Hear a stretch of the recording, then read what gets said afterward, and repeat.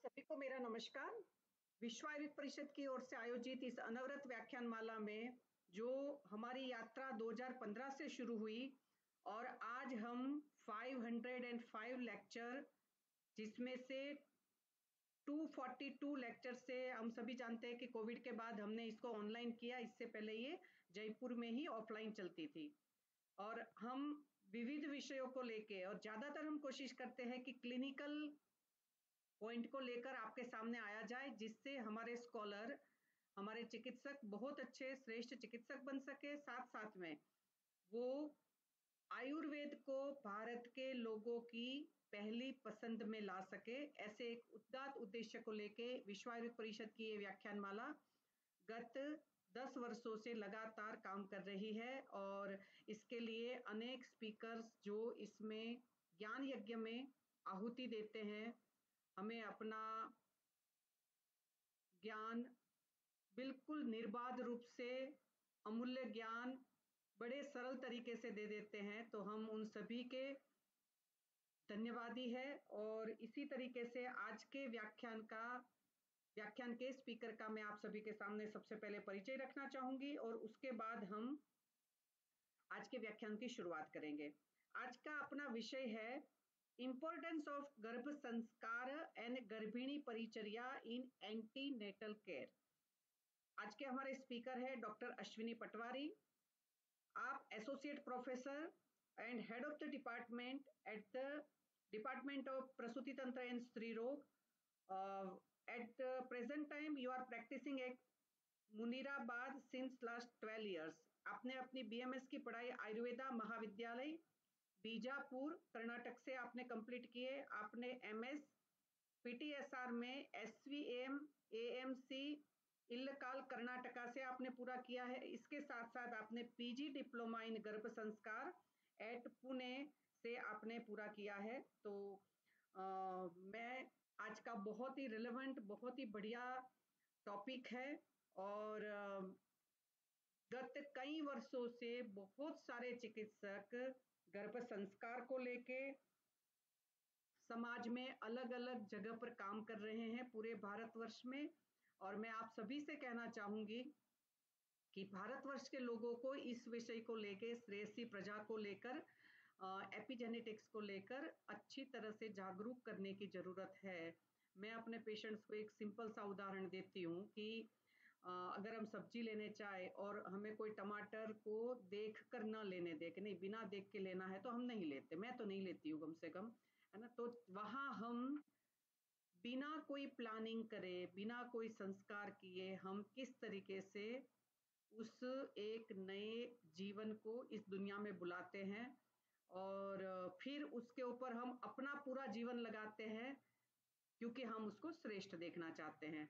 तो ये सच में बहुत अच्छा टॉपिक है जो जन समाज में अगर पॉजिटिविटी से हम सारे आयुर्वेदिक चिकित्सक इसको उठाए और विथ सिद्धांत उठाए, तो मुझे लगता है कि भारतवर्ष आने वाले बड़े उज्जवल भविष्य का निर्माण कर सकता है। तो बहुत ही अच्छा टॉपिक है। डॉक्टर अश्विनी, मैं आपको आमंत्रित करती हूँ। Over to you. Hello doctor Ashwini. Doctor Ashwini, मेरी आवाज आ रही है? डॉक्टर अश्विनी, आपको म्यूट हटाना पड़ेगा। हाँ मैम। हाँ जी जी जी। सभी को स्क्रीन नीचे कर लेंगे ना तो आपका चेहरा पूरा दिखेगा। हाँ मैम। हाँ बस बस बस। ओके। वेलकम डॉक्टर साहब, वेलकम। हाँ मैम। सबको मेरा नमस्कार। मैडम की बहुत कृपा है, आप आज मुझे ऐसा अवसर मिला है आप सबके साथ गर्भ संस्कार और गर्भिणी परिचर्या जो उसका महत्व है हमारे एंटीनेटल केयर में, उसको आपके साथ शेयर करने में आज मुझे बहुत खुशी हो रही है। हेतल मैम को मैंने बीएचयू में बहुत नजदीक से देखा है। मैम बहुत सरल है और आज मैम ने हमें इतना अपॉर्चुनिटी दिया है, इतना प्लेटफॉर्म, अच्छा प्लेटफॉर्म बना है जो हमारा व्यूज हम सबके साथ शेयर कर सकते हैं, सबको हम उसके बारे में जानकारी दे सकते हैं। तो मेरा सौभाग्य है कि आज विश्व आयुर्वेद परिषद की ओर से ये आज का एक एजुकेटिव प्रोग्राम है, सबको एक एजुकेट करेगा और उसके गर्भ संस्कार जो अनएक्सप्लोर्ड एरिया है हमारे आयुर्वेद में, और गर्भिणी परिचर्या आजकल बहुत लोग कम फॉलो करते हैं, तो उसके महत्व आज मैं सबसे शेयर कर रही हूँ। थैंक यू मैडम, आज हमें ऐसा अपॉर्चुनिटी देने के लिए। मैडम स्टार्ट करो। हेलो। जी जी जी डॉक्टर, वो आपकी पीपीटी थोड़ी शेयर हुई थी मगर अभी निकल रही है नहीं? हाँ मैम, दिख नहीं रही। हाँ जी,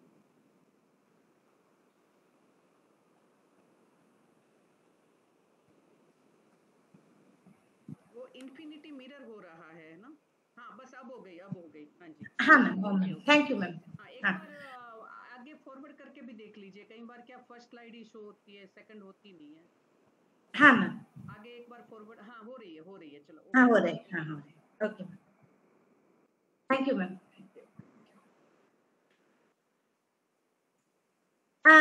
आज का टॉपिक इंपॉर्टेंस ऑफ गर्भ संस्कार एंड गर्भिणी परिचर्या इन एंटीनेटल केयर।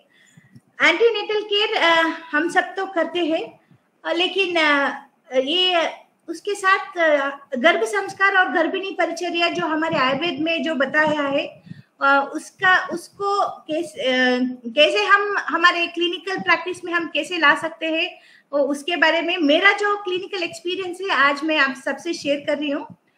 आप सबको तो पता है गर्भ संस्कार, उसके बारे में पहले मैं शुरू करती हूँ। संस्कार ही गुणांतर्धानम। संस्कार जो हम गुणवर्धन और गुण जो हम गर्भिणी महिला है उसके जो गर्भ है उसके अंदर हम जो भी चेंज जो भी अच्छा गुण ला सकते हैं उसको ही हम संस्कार कहते हैं। जो हम एक दिन में नहीं होता है, पूरे 9 महीने जब से वो गर्भिणी होती है तब से परिचर्या जब से शुरू करते हैं, उसके साथ गर्भ संस्कार भी हम शुरू करते हैं। Sanskar means bringing changes in one person और making the gunavardhan. It is an purificatory ceremony. हम इसको एक प्रोसीजर के हिसाब से हम हमारे क्लिनिकल प्रैक्टिस में जो भी गर्भिणी है उनको हम कर सकते हैं, और उससे क्या होता है, एक नया संस्कार, एक नया गुण एक गर्भ में हम डाल सकते हैं। So pregnancy is the most important stage in the life of a couple, where not only couple but the whole family members wait for the little one. जो बच्चा आने वाला रहता है, सिर्फ माँ बाप का नहीं, एक पूरा फैमिली, एक उसका जो हेरिटेंस उसको रिप्रेजेंट करने वाला रहता है। इसलिए वो अच्छा गुण वाला अच्छा संस्कार उसमें रहने से क्या होता है, होल सोसाइटी और आगे जाके हमारे पूरे जो हमारा भारत देश है उसको भी वो रिप्रेजेंट करने वाला रहता है, तो इसलिए हम उसको संस्कार बोलते हैं। सो एक्सपेक्टिंग ए हेल्दी स्ट्रॉन्ग, अच्छा जो बेबी रहता है तो वो तो रहता ही है, लेकिन उसके साथ अच्छे गुण वाले अच्छे संस्कारों वाला जो पैदा होता है बच्चा, तो उसको हम एक्सपीरियंस कर सकते हैं। गर्भ संस्कार देने के बाद वो उसका कैसा गुण हम देख सकते हैं, तो उसका इफेक्ट पैदा होने के बाद साफ तरीके से हमें पता लगता है। So here is the importance of our culture, which has all the evidences of effects of samskaras from birth to death. तो हम संस्कार करते हैं, पहले से ही करते हैं, तो ये गर्भ संस्कार भी उसके अंदर ही हम आज आयुर्वेद जो प्रसूति के सभी है हम फैकल्टीज, तो गर्भ संस्कार भी आजकल बहुत पॉपुलराइज करने में ही हम लगे रहे हैं और उसका रिजल्ट भी बहुत अच्छा आ रहा है। तो पॉजिटिव पेशेंट से भी पॉजिटिव रिजल्ट हम एक्सपेक्ट कर रहे हैं। सो प्रीनेटल संस्कार में ये भी आता है, गर्भधाना पुंसावना जो करते हैं सीमंतोनयना, सो उसके अंदर गर्भ संस्कार भी एक हम आजकल हम कर रहे हैं। सो गर्भ संस्कार is the process of nurturing the baby from the day of conception itself, as its impacts on the physical, mental, spiritual and emotional levels which are permanently inherited in the fetus. So गर्भ संस्कार से उसका हम जो भी गुणवर्धन करते हैं उसका फिजिकल और मेंटल साइकोलॉजिकली भी वो बहुत सारा अच्छा पॉजिटिव इफेक्ट लाता है। आगे जाके वो इमोशनली स्ट्रांग बनता है और उसका जो भी वो काम करता है तो उसका पॉजिटिव इफेक्ट हम सबका सोसाइटी पर भी होना चाहिए। तो गर्भ संस्कार से वो हम ला सकते हैं। So everybody is looking forward for the healthy and safe pregnancy. Being an Ayurvedic obstetrician as a part of our ANC practice, taking it to the next level, introducing Garbha Samskara to the pregnant woman helps to have healthy mind and healthy body, which can prevent many pregnancy complications such as preeclampsia, diabetes, then preterm deliveries, even LSCS also. हम promise तो नहीं कर सकते हैं तो गर्भ संस्कार से ही नॉर्मल डिलीवरी ही होगा, लेकिन अच्छा बेबी हम उसको एक्सपेक्ट कर सकते हैं। और बाकी की कॉम्प्लिकेशन जो भी है प्रेगनेंसी का उसको भी हम बहुत नियरली 80 to 90% हम कॉम्प्लिकेशन भी उससे प्रिवेंट कर सकते हैं। तो गर्भ संस्कारा क्यों आजकल के जमाने में बहुत इम्पोर्टेंट है। तो हम बच्चा ऑब्वियसली आज बच्चा नॉट ओनली हेल्दी हम एक्सपेक्ट करते हैं, बट एक उसको उसका आईक्यू लेवल और उसका जो भी कैपेबिलिटीज है और उसका कल जो भी वो स्किल्स है वो उभर कर आना चाहिए। और सोसाइटी में कंपटीशन आजकल तो बहुत बढ़ गया है, तो उसके लिए तो गर्भ संस्कार it is a most important. For example हम अर्जुन के जो बेटे रहते हैं अभिमन्यु महाभारत में, तो सिर्फ वो बाहर से ही उसका चक्रव्यूह में अंदर जाने के का रास्ता वो सुन के ही वो कितना अच्छी तरह से वो समझ के बाद में वो महाभारत में वो एप्लीकेशन करता है। तो it is just an example. So again if we are giving a good sanskara during a pregnancy period, so we can expect so how the IQ level of the baby can be improved and the baby skills can be seen after the delivery. तो ये budding stage में ही हम उसको संस्कारा उसके अंदर inherent करने से एक utmost with all the skills and IQ level the baby can develop in his future. तो उसके साथ ही आहार और गर्भिणी परिचर्या भी बहुत ही इक्वली इम्पोर्टेंट है। तो गर्भिणी परिचर्या आजकल बहुत सारा प्रेगनेंसी इंड्यूस्ड हाइपरटेंशन बहुत देखते हैं और डायबिटीज जेस्टेशनल हाइपरटेंशन और जेस्टेशनल डायबिटीज दोनों एक कॉमन फैक्टर हो गया है। उसके साथ थायराइड डिसऑर्डर्स भी हम देख सकते हैं और IUGR बेबी देख सकते हैं और पॉलीहाइड्रोमिनस। सो ये सभी एक डाइटिक लाइफस्टाइल जो है पेशेंट का वो बहुत आजकल मैनिपुलेट हो गया है। तो अच्छा आहार विहार उसका नहीं रहने से ही वो सभी कॉम्प्लिकेशंस उसके प्रेगनेंसी में फेस करती है। और उसके साथ एनीमिया तो बहुत ही आजकल प्रेगनेंसी में कॉमन कॉम्प्लिकेशन हो गया है। एनीमिया बहुत लो HB patient in 3rd-4th month उसका HB रहता है, लेकिन फिर भी पेशेंट को अवेयर नहीं रहते हैं और HB करने पर भी उनको हम बोलने पर भी उनका डाइटिक जो आहार विहार है वो ठीक नहीं करते हैं। तो इसके वजह से प्रेगनेंसी में कल डिलीवरी में और अगर सिजेरियन सेक्शन हुआ तो फिर ब्लड ट्रांसफ्यूजन का सभी बहुत सारा कॉम्प्लिकेशन हो जाता है। तो इसलिए गर्भिणी परिचर्या आहार विहार का हम बहुत सारा महत्व रहता है प्रेगनेंसी में। तो सात्विक आहार it is recommended during pregnancy as it increases आयु बल आरोग्य सुख एंड प्रीति। हमारे आचार्य ने कह दिया है गर्भिणी परिचर्या करने से उसका आयु बल और आरोग्य और सुख प्रीति सब कुछ अच्छी तरीके से रहता है और प्रेगनेंसी भी बहुत सुखद रहता है। मधुर शीत स्निग्ध स्थिर द्रव आहार helps in the proper growth of the fetus. During the 3rd and 4th month of pregnancy, acharyas have described the Shashtika Odana. Variety of rice taken with the kshira helps in development of Anga Pratyanga and also Daurudaya. Intending to maintain pleasant state of mind in 5th month, adequate amount of Ghruta and kshira is advised. That is mana. मन का वृद्धि होता रहता है, मन का evolution होता है 5th मंथ में। तो घृत और क्षीर और IQ लेवल जो हम बच्चे में देखना चाहते हैं, सो घृत और क्षीर देने से बहुत अच्छी तरीके से उसका बुद्धि और मन का विकास होता है। और during 6 months of pregnancy, advised to consume gokshura सिद्ध घृत for development of बुद्धि, बल, वर्ण, स्पेशली बुद्धि, षष्ठे बुद्धि। तो बुद्धि का भी अच्छा निर्माण गर्भिणी परिचर्या आहार विहार से बहुत अच्छा होता है, तो उसके लिए गर्भिणी परिचर्या हमें फॉलो करना चाहिए। और in the 7th month pregnancy, complete development of अंग प्रत्यंग occurs, hence advised to take जीवनीय गण द्रव्यस along with घृत। तो जीवनीय गण हम शतावरी देते हैं, अश्वगंधा भी अगर प्रेगनेंसी कॉम्प्लिकेशन है, कभी कभी PIH भी है, नींद नहीं आ रहा है, तो एंजाइटी है, तो वो केसेस में भी हम अश्वगंधा देते हैं। लेकिन शतावरी देने से बहुत अच्छा अकाल प्रसव और उसका हम गर्भ का वृद्धि भी हम अच्छी तरह से कर सकते हैं। तो जीवनीय गण, उसके साथ अगर विदारी कंद, एष्टी मधु, वो सभी आप एक चूर्ण जैसे आप पाउडर बना के पेशेंट को दूध में देने के लिए भी एडवाइस हम कर सकते हैं। तो in the 8th month of pregnancy, OJ will be अस्थिर, hence advised to take अनुवासन Basti, Kshir Basti as a part of a diet. Adequate quantity of क्षीर पेय with घृत is advised।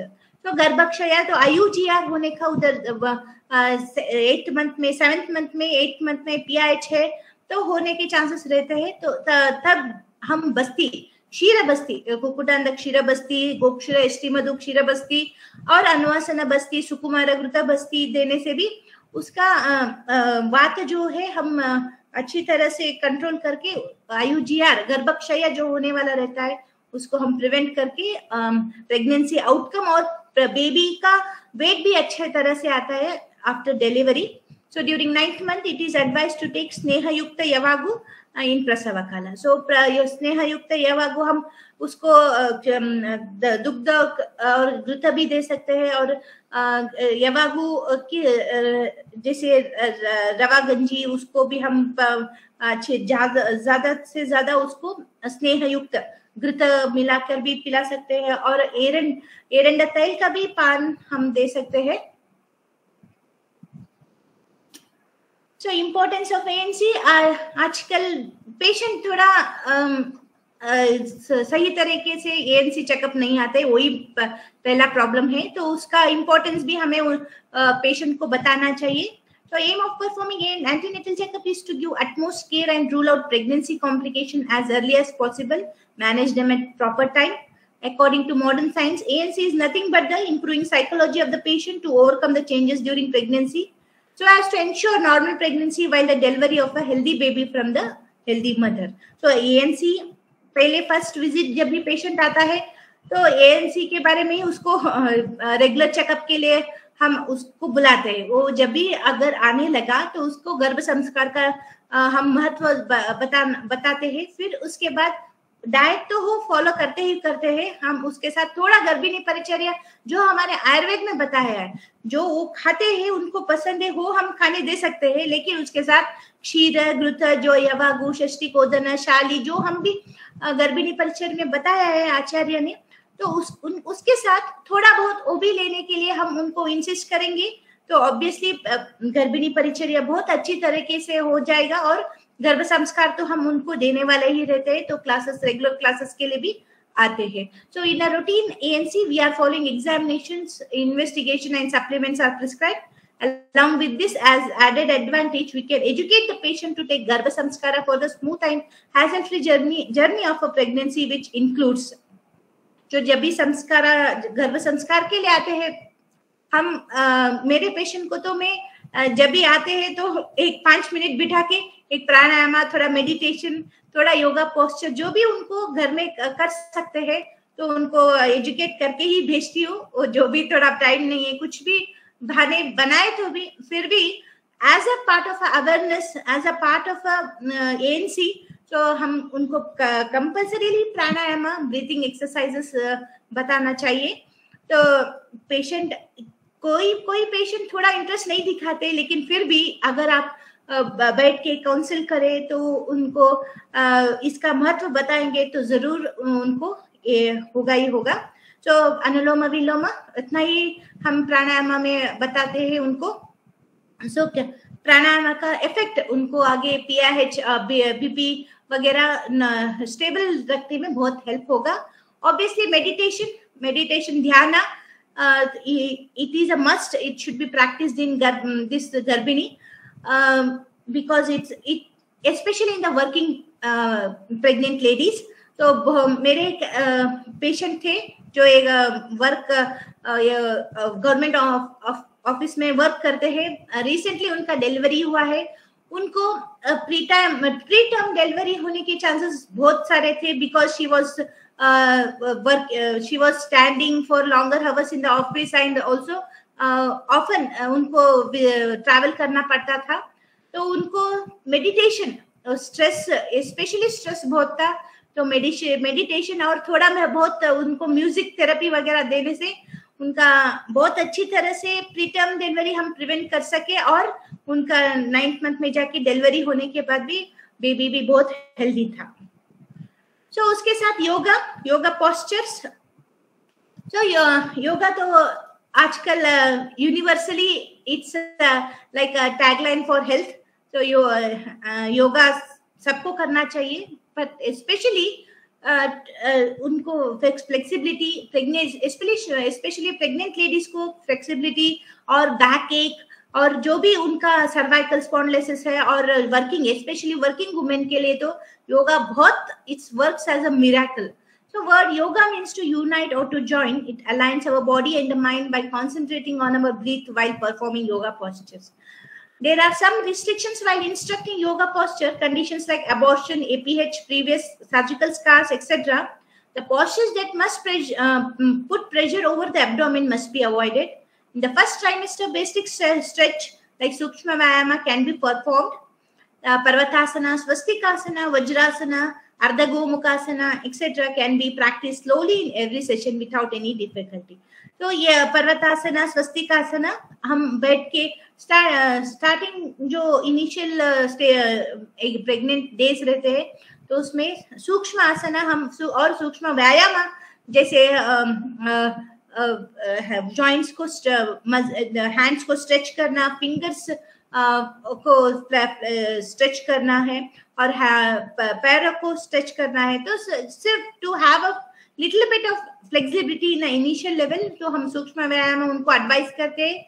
उसके बाद धीरे धीरे से 3 मंथ्स के बाद विदाउट एनी अगर कॉम्प्लिकेशंस नहीं है पेशेंट में तो हम उनको स्टार्टिंग में पर्वतासना, स्वस्तिकासना, वज्रासना, अर्ध गोमुखासना वो धीरे धीरे बोलते हैं।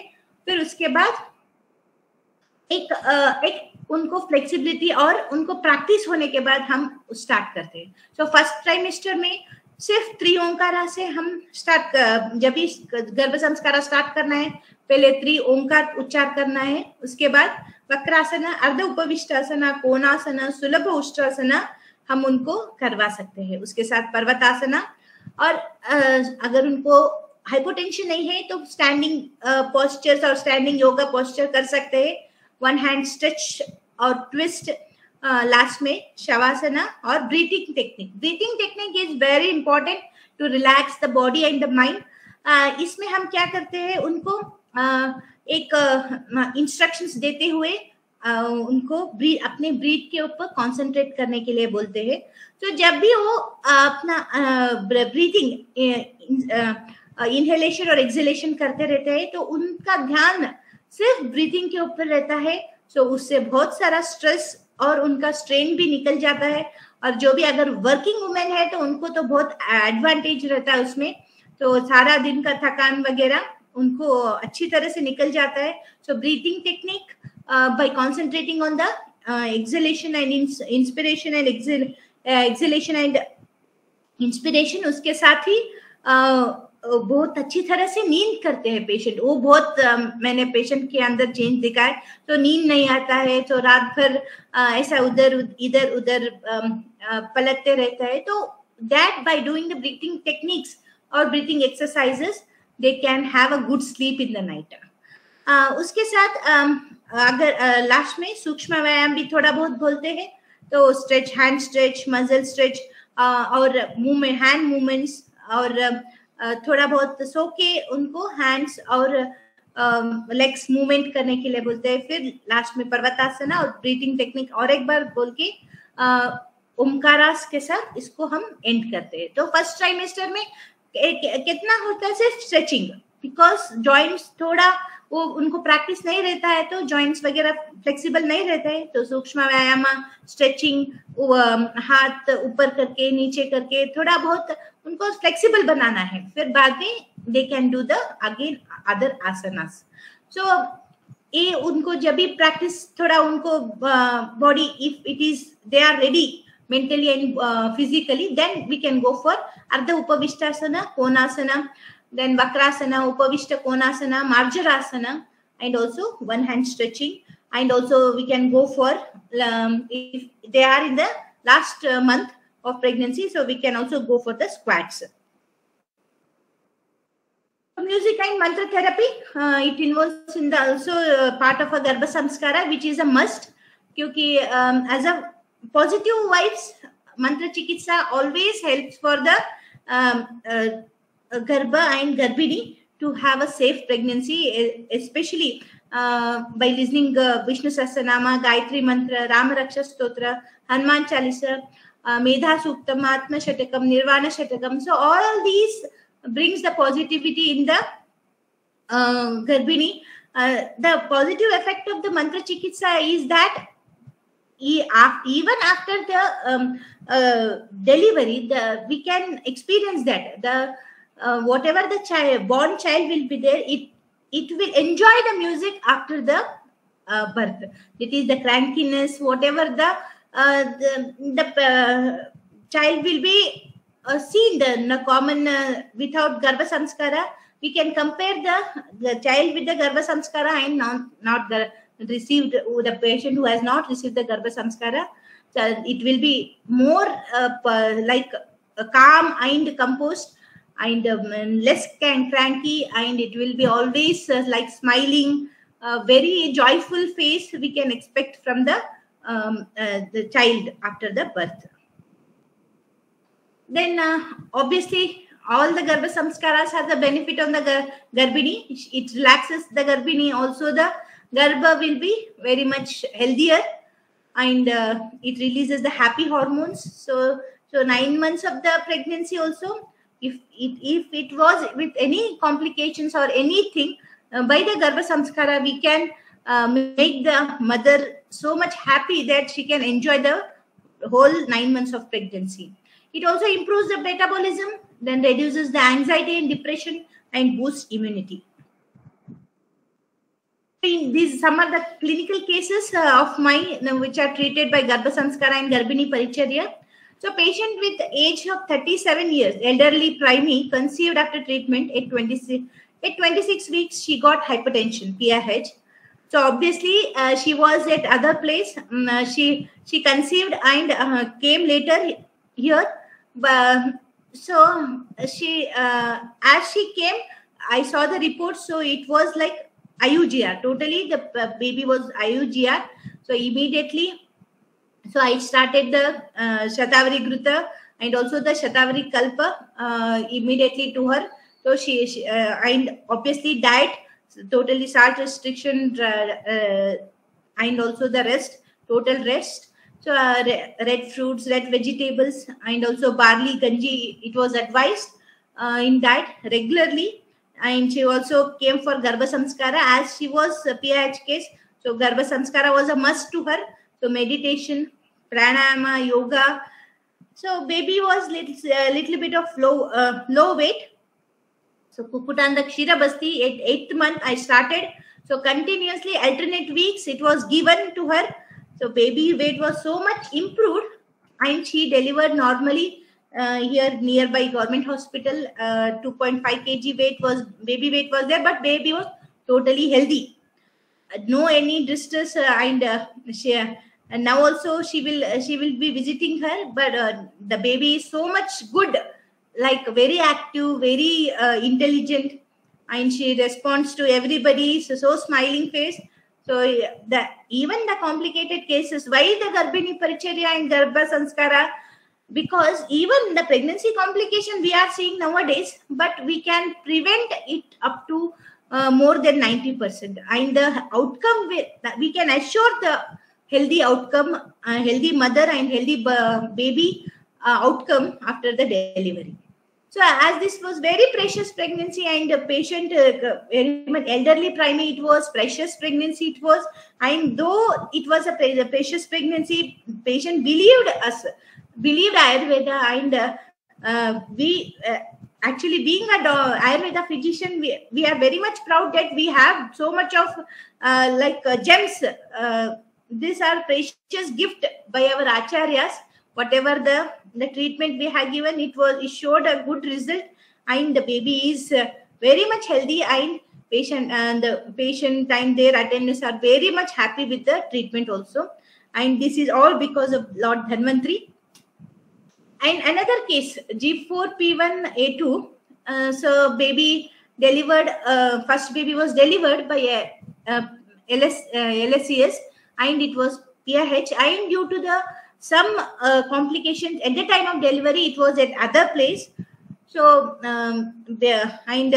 baby was born a little bit of abnormality, and it was like permanent damage to the baby, and so because of that, the patient avoided the pregnancy for 2 to 3 years, and they were totally was not to plan the baby. But once they came, I counseled them. I treated for the infertility, and secondary infertility was there. So after that, she conceived, and after as the baby, because of the first baby, the patient was so much tensed, stressed that it may undergo some abnormality or maybe genetic abnormality, but it was not so. We have gone for double marker and all. It was normal. So patient came with amenorrhea of 1.5 months. After that, the age was 33, and because of that first baby was abnormal, she was obviously stressed. So counseling was a must. So Garbha Samskara played important role here. The patient continuously coming to Garbha Samskara classes as she had history of PH. So meditation, music therapy, especially Vishnu Sahasranama, I suggested her to listen it 2 times a day, morning and evening, with a fresh mind, and take her own time to listen only the music for 1 to half an hour to 1 hour, and she does it. And also diet, Vidari Kanda, Shatavari, Churna, I gave her. So with milk she took with morning and night, after food, before that is early in the morning, empty stomach, and at the night after the meals. So Falagruta also along with that she has taken from 4th month of pregnancy, daily night. So 8th month, Kshirabala Taila Basti, I have given her, and after this Sukumara Gruta Basti, 9th month. Patient delivered that is baby girl at 40 weeks as per her EDD by LSCS in private hospital. Baby was 3.5 kg, no PIHI, no IUGR, and it was a totally healthy pregnancy, and our outcome was also good. So mother and babies both were healthy, and after that she visited here and very much happy with the result. And another case, the patient with marital life of 4 years, primary infertility. So treated with Virechana followed by Pratimarshanasya with Shatapushpa Taila, conceived immediate next month.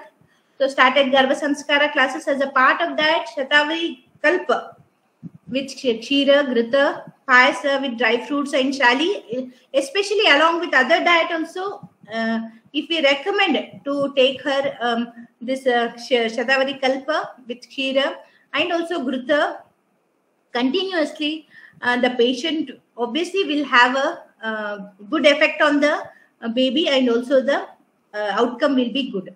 But patient developed a polyhydramnios at 28 weeks. But again, there was a UTI and mild polyhydramnios was there. So, but it was managed by Ayurveda only, no any modern treatment or nothing. So I have given Varunadi Kashaya and CP Vati for 1 month only, but in the next USG it was no any polyhydramnios, and patient was also normal. The USG was normal. The baby weight was also good, and she delivered 2.8 kg baby in district hospital, and without any complication, normal delivery. Even though pregnancy may be associated with complication, but by proper diet, as said in Garbhini Paricharya and Garbha Sanskara, pregnancy can be managed successfully. And if we believe in our science and also in Dhanvantri, the outcome will be 100%. It will be a good result and without any complications. So as mother and fetal mortality and morbidity still take place even with proper ANC, but it may due to lack of samskara during pregnancy, as we believe rituals, our rich culture. So it's high time to look into our legacy and start following them.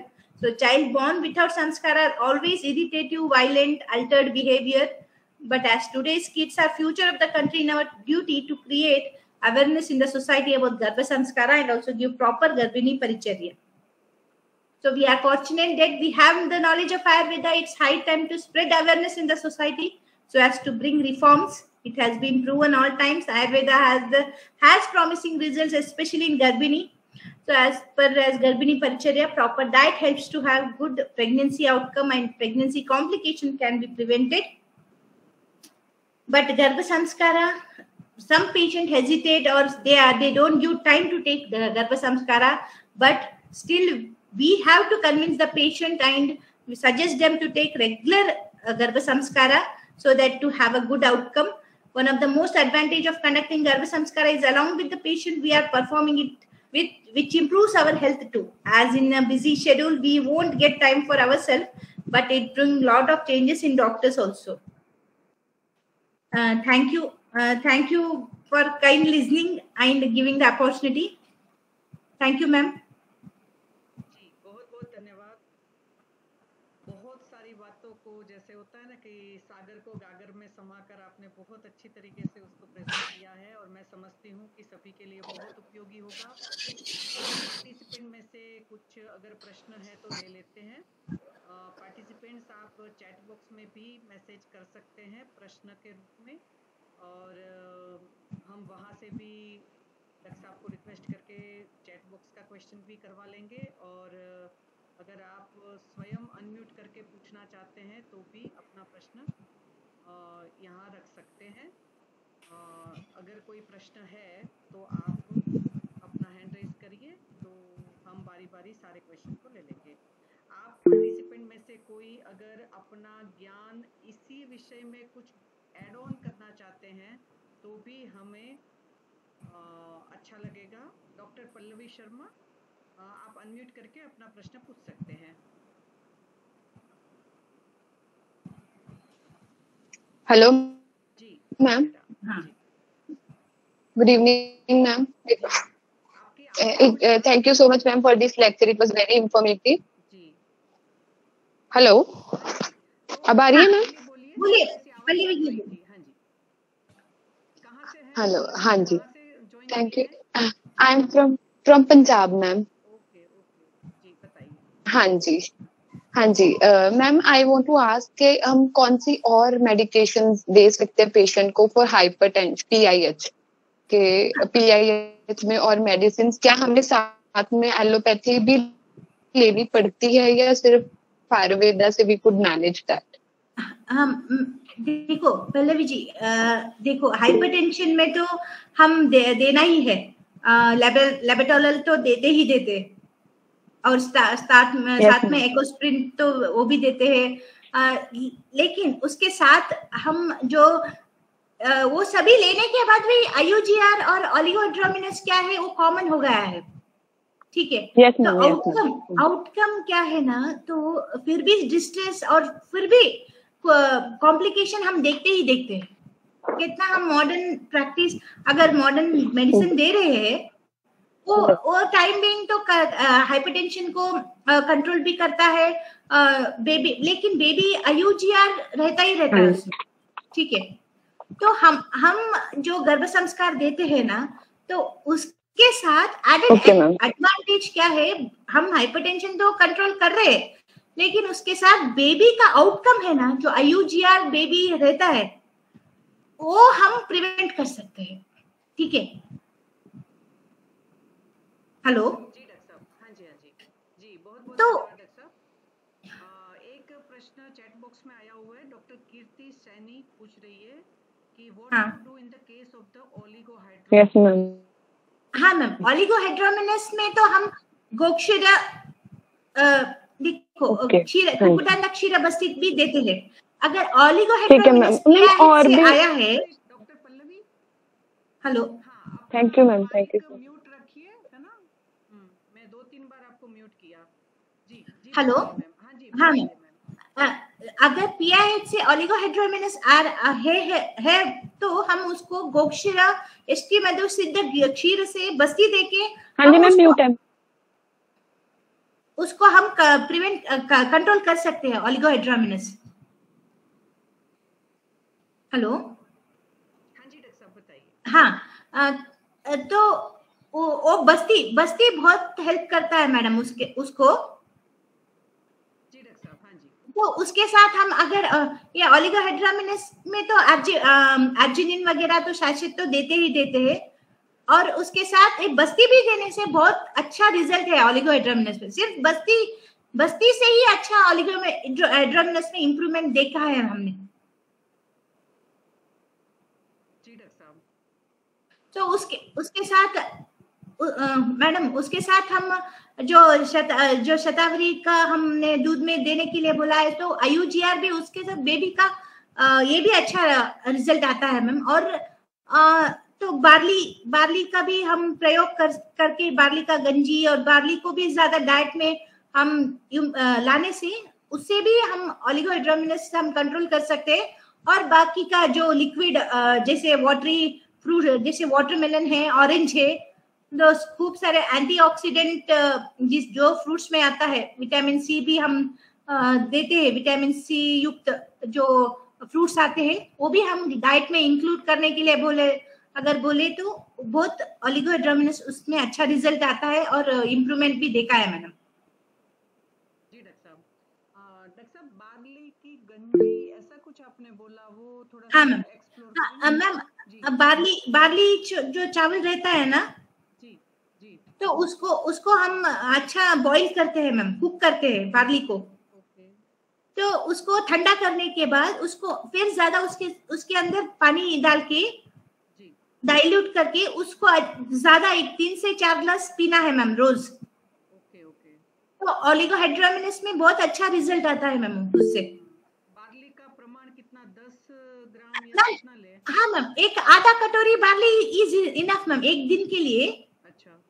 हाँ, उसको हम अच्छा boil करना है ma'am. कितने अच्छा वो full हाँ वो सॉफ्ट होना है मैम। ओके। बार्ली का चावल सॉफ्ट होना है, तो उसमें ज्यादा उसका सभी एक्सट्रैक्ट आता है मैम, स्टार्च उसका निकल के स्टार्च आता है ना, फुल व्हाइटिश ये आता है गंजी के जैसे। तो उसको हम फिर डाइल्यूट करते हैं, ज्यादा पानी डाल के ठंडा करके उसको पीना है मैम। यानी चावल का जैसे मांड बनाते हैं डॉक्टर हाँ साहब? हाँ मैम। ओके जी जी जी। तो वो बहुत अच्छा रिजल्ट है मैम उससे, और हाइपरटेंशन भी कंट्रोल रहता है मैम। जी जी जी, हाँ बार्ली वैसे भी नित्य सेवनीय है। हाँ मैम, क्योंकि हाँ मैम वो हार्ट के ऊपर जो प्रेशर होता है उससे इससे वो, क्योंकि ये आर्टरी, यूट्राइन आर्टरीज बहुत कंस्ट्रिक्शन रहता है ना मैम, तो उससे ही PIH आता है। तो बार्ली पीने से एक्स्ट्रा लोड, हार्ट पर लोड जो बनता है वो निकल जाता है मैम। तो हम उससे डिस्किया और डिस्कम्फर्ट और उसके साथ भी जो कंस्ट्रिक्शन ऑफ आर्टरीज रहता है ना, वो भी हम इम्प्रूवमेंट होता है, और उससे भी बच्चे को अच्छा ब्लड सप्लाई होके IUGR कंडीशन में भी बहुत अच्छा रिजल्ट है मैम। जी जी जी, बहुत बहुत धन्यवाद डॉक्टर साहब। हाँ डॉक्टर हिमांशु, आप अपना क्वेश्चन अनम्यूट करके पूछ सकते हैं। हेलो, नमस्कार मैम। जी जी हाँ मैम, नमस्ते। मैं जैसे पहले से योगा करवाता था। हाँ। तो मेरे गुरुजी थे श्री रविंद्र स्वरान सर। एक इंफॉर्मेशन आपको शेयर करना चाहूंगा। जैसे अपने पहले की जो माताएं थी हमारे दादी के टाइम पे, वो चक्की वगैरह बहुत चलाते थे। हाँ पहले हाँ जो भी कार्य करते थे वो चक्की पे करते थे। हाँ तो उनको नॉर्मल डिलीवरीज होती थी, कभी कोई कॉम्प्लिकेशंस नहीं आती थी डिलीवरी के अंदर, क्योंकि उससे जो उनकी पेल्विक मसल्स होती हैं वो स्ट्रेच होती थी, स्ट्रेचेबल और फ्लेक्सिबल हो जाती थी, जिससे डिलीवरी के टाइम पे जो स्ट्रेचिंग होती है उसमें बहुत ही मतलब आसानी रहती थी, उनको कोई दिक्कत नहीं आती थी। तो हाँ सर आजकल हम उसका एक सब्स्टिट्यूट जैसे कि चक्की संचालन क्रिया अपन करवाते हैं कि हाथों को पैरों को जिस तरीके से कंफर्टेबल हो, पैरों को पास में करके या फिर थोड़ा पैरों को खोल करके। हाँ अब जैसे मेरी गर्भ संस्कार में ही ड्यूटी लग रखी है इंटर्न हूँ मैं, बाहर से मैंने की है, एनआईए में आ रखा हूँ। तो यहाँ पे अब 2-3 दिन से जैसे जो महिलाएं आ रही हैं, तो कोई 7th मंथ का है, 8th मंथ का है, तो उनको लाइट एक्सरसाइज वो चीजें करवा रहे हैं। हाँ मतलब मैं जब करवाता हूँ तो लाइट एक्सरसाइज करवाता हूँ, और मेरा यही मानना है कि उससे पेल्विक जो मसल्स हैं अपने अच्छे से स्ट्रेच होती हैं और फ्लेक्सिबल होती हैं, जिससे डिलीवरी के टाइम पे एक नॉर्मल डिलीवरी होने के चांसेस रहते हैं। और दूसरा एक मेरा क्वेश्चन था कि गर्भ कमल जो है हमारे यहाँ पे डिपार्टमेंट में रखा है, उसका यदि आप यूजिंग या फिर किसी तरीके से उसका यूज होता, मतलब उसी के बारे में कैसे, या फिर उसको मरियम फ्लोवर भी बोलते हैं, जो ईसा मसीह थे उनकी जो माता थी उनका नाम मरियम था, तो उसको मरियम फ्लोवर भी बोला जाता है। तो इसके यूज के बारे में यदि आपको कुछ पता है तो प्लीज उसकी इंफॉर्मेशन शेयर कीजिएगा। धन्यवाद। नहीं हमारे यहाँ तो कमल मिलता नहीं, उसका यूज भी उतना नहीं होता है। सो नॉर्थ में ही हमने ज्यादा उसका यूज देखा है सर। मुझे भी उसके बारे में इतना पता नहीं। जो कमल क्या बोलते, गर्भ कमल? हाँ जी, हम गर्भ कमल। हाँ नहीं sir, sorry, really I don't know about that. अब मैं आई कांट लाई, मुझे भी पता नहीं उसके बारे में। शायद आप अगर पता है तो आप शेयर करो information please, I don't know. जी मैंने यहीं पे मतलब अपने अनायक डिपार्टमेंट है गायनी वाला, गर्भ संस्कार वाला, वहां पे रखा था। तो वहीं पे देखा था। उसके बाद में उसका यही पता लगा कि जैसे शायद से योनि के अंदर वो काम आता हो, कि योनि में जो डायलेशन है उसके करने में, कि पानी में उसको रख देते हैं तो फूल जाता है, डायलेट हो जाता है। ऐसा कुछ सीनियर्स बता रहे थे, मेरे को इसके बारे में ज्यादा नॉलेज नहीं है। यदि किसी को नॉलेज हो तो प्लीज शेयर करना। हाँ या it's a new thing in our prasuti तंत्र and striroga department. So we shall discuss, sir. We shall have more information about that, sir, so that we can share with all. मुझे पता लगा तो मैम को बोलो, बताऊंगी, वो शेयर करेंगे मैम। जी जी जी धन्यवाद। हाँ हाँ मैम। शशिकला जी पूछ रही है, can we use barley powder instead of barley? हाँ मैम, हाँ यूज कर सकते हैं। 1 or 2 टेबलस्पून का हम पाउडर लेके उसको पहले नॉर्मल पानी में मिला के उसके बाद उसको बॉईल करने के लिए रखने के बाद उसका भी गंजी बनता है। अगर again we can dilute that and we can use, we can drink that गंजी। सही बात है, ये तो और अच्छा है कि हाँ और अच्छा है, जल्दी भी हो जाएगा। कोई कामकाजी महिला है तो थोड़ा ज्यादा डाइल्यूट करना पड़ेगा, तो पकते पकते वो पीने जैसा पतला रह जाए। ठीक है। हाँ करेक्ट। हाँ ठीक है। तो क्या होता है एक बार मैम, वो गंजी भी क्या होता है, ज्यादा थिक होने की वजह से एक बार पेशेंट पी नहीं पाते हैं, तो इसलिए वो गंजी क्या रहता है, तो सिर्फ एक्सट्रैक्ट होता है ना मैम, तो सरलता से पी लेते हैं। क्योंकि प्रेगनेंसी में वो नोजिया, वोमिटिंग एक बार थोड़ा ना करने के ज्यादा चांसेस रहते हैं मैम। तो इसके वजह से अगर वो पाउडर बना के भी पी सकते हो, अगर पेशेंट को कुछ लेने में प्रॉब्लम नहीं है तो ले सकते हैं मैम उसको वैसे भी। जी डॉक्टर साहब, जी बहुत धन्यवाद जी। डॉक्टर कीर्ति सैनी जी पूछ रही है, मैम बस्ती देने को 8 मंथ बोला है, हाँ 8 मंथ में दे या पहले दे सकते हैं?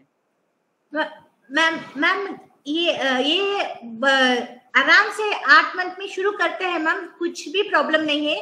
अनलेस अंटिल अगर फर्स्ट अगर ये सेकेंड बच्चा है तो पहला नॉर्मल हुआ है, जल्दी हुआ है, तो वो देख के हम उसको प्रिवेंट कर सकते हैं, तो 9th मंथ में दे सकते हैं। लेकिन अगर LSCS है तो IUGR है तो 8th मंथ में ही स्टार्ट कर सकते हैं मैम। पहले अगर पहला बच्चा LSCS से हुआ है तो सेकेंड में थोड़ा नॉर्मल चांसेस कम रहता है, तो 8th मंथ में भी आराम से शुरू कर सकते हैं। और अगर IUGR है तो 8th मंथ में ही शुरू करना है मैम। जी डॉक्टर साहब। हाँ, इससे कुछ भी प्रेगनेंसी कॉम्प्लिकेशंस भी नहीं होता है और सर्वाइकल डायलेटेशन भी, प्रीमेच्योर डायलेटेशन भी नहीं होता है मैम। हमने देखा है पेशेंट में, unless until you have to see whether engagement और अगर पोजीशन वगैरह वैसा है, नॉर्मल होने के चांसेस है, तो हम तभी उसको अवॉइड करते हैं। नहीं तो हम without any hesitation we can go for basti, especially in the PIH and IUGR cases. कुकुट अंडा, नॉर्मल वार्म मिल्क में एक कुकुट का अंड का वो अंदर का येलो पार्ट रहता है, वो उसको बीट करके क्षीर में मिला के बस्ती देने से बहुत अच्छा रिजल्ट आता है। IUGR में बेबी का वेट इंप्रूव होता है और बेबी का तो आउटकम इतना अच्छा है ma'am, with only 2.2 kg 2 kg weight का बेबी भी बहुत हेल्दी होता है मैम, विदाउट एनी डिस्ट्रेस। एक बार वो बस्ती द्रव्य फिर से बोल देंगे? हाँ, वो क्षीरा गोक्षीरा लेना है मैम, गाय का दूध। गाय का दूध 1 गिलास लेना है। उसके अंदर एक पूरा अंडा, वो जो जवारी का अंडा पोल्ट्री का भी मिलता है मैम, तो उसका वो नहीं लेना है। तो जवारी जो घर में जिनके घर में मुर्गी वगैरह पालते हैं तो उनसे ही डायरेक्ट जाके लेना है मैम। अंडा मिलता है, कोई रहता है, तो मेरे यहाँ तो इधर पेशेंट के घर में रहता है तो मैं पेशेंट को ही लाने के लिए बोलती हूँ, नहीं तो मैं मुझे भी जान पहचान में है जिनके पास मुर्गी है उनसे भी मंगाती हूँ, तो वो अच्छा रहता है। उसका येलो पार्ट बीट करके क्षीर में मिला के वो वार्म मिल्क में मिलाना है, फिर उसको 70 ml बस्ती देना है मैम। इसको जैसे हम ये न्यूट्रिटिव बस्ती है मैम, इसको हम क्या करना है, सिर्फ 1 गिलास, ये अनवासन भी नहीं होता है, आस्थापन भी नहीं होता है, तो पेशेंट को 1 गिलास दूध पी के आने के लिए बोलते हैं, तो ऐसे खाली पेट डाल देते हैं मैम। नाश्ता अनवासन से, ऐसा अनवासन जैसा वो रूल्स नहीं है, तो सुबह में 1 गिलास दूध पीने के लिए आने के लिए बोलते हैं, पी के तो वो आने के बाद डाल देते हैं। 1 घंटा उनको रेस्ट करने के लिए बोलते हैं, क्लिनिक में ही वो भी थोड़ा रेस्ट करते हैं, उसको बाद में जाते वक्त BP वगैरह चेक करके भेज देते हैं मैम। 50 ml सिरिंज का उपयोग करें डॉक्टर साहब? हाँ मैम, हमारा 50 ml सिरिंज रहता है ना, वो ही हाँ स्टैंडर्ड है। हाँ, देने का समय कितना रखे जब पुश करते हैं तो? हाँ बहुत धीरे धीरे 4-5 धीरे, वो धीरे थोड़ा, फिर प्रेग्नेंट लेडी रहते हैं ना मैम, थोड़ा हम थोड़ा केयर करके ही डालते हैं मैम, इसलिए उनको इमीडिएट पोजीशन नियुक्त अवस्था रखे। हाँ मैम, लेफ्ट लेटरल में ही सोने का। अच्छा, लेफ्ट लेटरल में, ओके जी। हाँ, हम अनवसन बस्ती जो जैसे सुलाते हैं ना, अच्छा जी, वैसे 7-8 नंबर कैथेटर यूज करके बस्ती डालते हैं मैम 70 ml। तो उससे बहुत पेशेंट में IUGR में बहुत सारा पेशेंट को बेनिफिट हुआ है मैम, अच्छा आउटकम है मैम। हाँ जी, बहुत बहुत धन्यवाद डॉक्टर साहब। डॉक्टर उषा हुल्ला जी बता रही है, very good presentation ma'am. Is ksheer basti in 8 month advice for all, for how long time it should be given? Ma'am ksheer basti specially IUGR और PIH पेशेंट को हम देते हैं मैम। नॉर्मल पेशेंट को सिर्फ क्षीरबला तैला या नारायण तैला का भी बस्ती, सुकुमार घृत वो बस्ती देते हैं। अगर कॉम्प्लिकेशन है तो ही क्षीर बस्ती हम यूज करते हैं मैम। जी डॉक्टर साहब, हाँ जी। बिकॉज वो बच्चे का यही कॉम्प्रोमाइज रहता है ना, वेट। सो कुकुटांड आमा जो वृद्धि सामान्य सर्वेशम उसका वो बेसलाइन रख के, तो ये कुकुटान का ये जो येलो पार्ट रहता है वो भी आम के जैसे, आम लाइक आम, तो उसको वो हम नजरिए से वो अम्योनेटिक और प्रोटीन रहता है ना, तो अम्योनेटिक फ्लूइड और प्रोटीन से वेट भी इंप्रूव होता है, तो उसको ऐसा हम दोनों के गुण से एक ही रहने से वो वृद्धि करता है, तो यही कॉन्सेप्ट में हम ये डाल रहे हैं मैम। डॉक्टर, एक मिनट, कौन सा क्वेश्चन तक पहुंच गए थे हम? पाउडर और how long Kshir Basti to be given? हाँ मैम, फर्स्ट 1 वीक के लिए डालते हैं मैम। अच्छा, फिर के लिए और कंटिन्यू करनी है? हाँ 7 डेज पहले 8th मंथ में शुरू किया तो पहले एक बार स्कैन करा के 1 वीक देते हैं मैम। फिर बाद में एक 1 वीक 10 डेज गैप देते हैं मैम। फिर उसके बाद फिर end of the 8th month फिर अगेन हम रिपीट करते हैं मैम उसको। जी डॉक्टर साहब। हाँ, फिर क्या करते हैं उसके बाद एक नेक्स्ट 9th मंथ में ग्रोथ स्कैन और एक बार ग्रोथ स्कैन करा के कितना इंप्रूवमेंट हुआ है वेट में वो देख के फिर again if it is necessary तो हम उसको रिपीट करते हैं मैम। अगर इतने में ही उसका अच्छा ग्रो ये हो गया, वेट आ गया तो नॉर्मल एक क्षीरबला तेल का 1 वीक बस्ती देके स्टॉप कर देते हैं मैम। तो totally 3 bastis are necessary ma'am. जी डॉक्टर साहब, there is need of any anuvasan basti in between? Yeah, no ma'am, in 8th month only Kshira Basti, if it is IUGR, okay, Kshira Basti is advised, but for normal delivery or to have a good delivery तो आगे ये हमारा अनुवासन बस्ती देते हैं ma'am तब। जी doctor साहब। तो कुमार अग्रत कभी दे सकते हैं और क्षीरबला एज पार्ट ऑफ गर्भिणी परिचर्या हम दे सकते हैं। जी डॉक्टर साहब, धन्यवाद डॉक्टर साहब। डॉक्टर विशाली अभिजीत पूछ रही है, ma'am what is the line of treatment can be given in the uterine fibroid? हाँ, यूट्राइन फाइब्रॉइड देखिए मैम, तो आजकल का बहुत बर्निंग इशू हो गया है। जैसे पीसीओडी था, अभी कुछ हद तक हम पीसीओडी ट्रीट कर रहे हैं, लेकिन fibroid again it has specially in the infertility patient who of age more than 35 years, fibroid it has been giving more trouble to the doctors. So Uttar Basti try कर सकते हैं ma'am चाराताइन से। तो एक बार थोड़ा ज्यादा बड़ा साइज हो तो वो भी वो रिजल्ट नहीं आता है मैम, तो उनको डायरेक्टली ओटी के लिए बोलते हैं, वो फाइब्रॉइड रिमूव करने के लिए बोलते हैं अगर फिर प्रेगनेंसी होना है तो। Or else if it is no infertility, nothing means we can wait up to menopause. If there are no any menstrual cycle like dysmenorrhea or any irregularities or menorrhagia, so fibroid can be we can wait for a menopause, then nothing to give for, especially for fibroid if the patient is not associated with any other menstrual irregularities or any other symptoms, so they can be like treated with simple Ashoka Arishta, and also we can give Kanchanara for 3 months. Along with that we can also prescribe some like Kumarasava. So nothing must the result can be expected if it is smaller in size, but the bigger fibroids we can't treat, and infertility also it can't be treated until unless the fibroid is big and it should be removed surgically. It can be removed and then we can go for the infertility treatment. जी, बहुत धन्यवाद doctor साहब। Doctor Arshia जो barley गंजी का फिर से एक बार measurement सुनना चाह रही है कि बार्ली और 3-4 ग्लास पानी लेके पकाना है क्या? एक बार क्वांटिटी और बता दीजिए। हाँ मैम, एक आधा कटोरी बार्ली लेके एक अच्छा उसको लिबरली पानी में जैसे 3-4 ग्लास पानी डालना है, क्योंकि गंजी बनाना है, थोड़ा डाइल्यूट होना है, तो ज्यादा पानी डाल के ही उसको कुक करना है।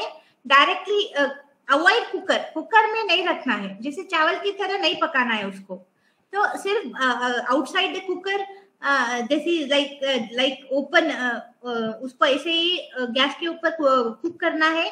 तो अच्छा कुक करने के बाद उसका फुल सॉफ्ट होता है बार्ली, और उसका पानी भी निकल के आता है, तो उसके साथ जो बाद में अच्छी तरह से उसको मसलना है बार्ली को थोड़ा ठंडा करने के बाद, तो उसका एक्सट्रैक्ट सब कुछ आता है, एक्सट्रैक्ट को लेना है वो एक्स्ट्रैक्ट को और ज्यादा पानी डाल के उसको अच्छी तरह से पीना है। जैसे फुल एक 3-4 ग्लास उसका वो गंजी जो आया है उसको निकाल के हम पीना है। और जो अगर खाना चाहता है तो बार्ली का वो खा सकते हैं, बार्ली का जो ग्रेन्स है वो भी खा सकते हैं। लेकिन कोई नहीं खाता है तो उसको डिस्कार्ड करना है, सिर्फ उसका एक्सट्रैक्ट लेके ज्यादा डाइल्यूट करके उसका पानी पीना है। जी डॉक्टर साहब, उसमें हल्का सा मीठा है ना, स्वीट मैम नमक भी डाल के ले सकते हैं या नहीं ऐसे मैम, लेना है? हाँ मैम नहीं, ऐसे ही वो उसको ब्लैंड ऐसे ही ब्लैंड ही पीना है जैसे गंजी। उसको कुछ भी डालने का जरूरत नहीं रहता है मैम, क्योंकि उसको एज इट इज जो इसे हम लेते हैं ना नेचुरली, तो उसका अच्छा रिजल्ट आता है मैम।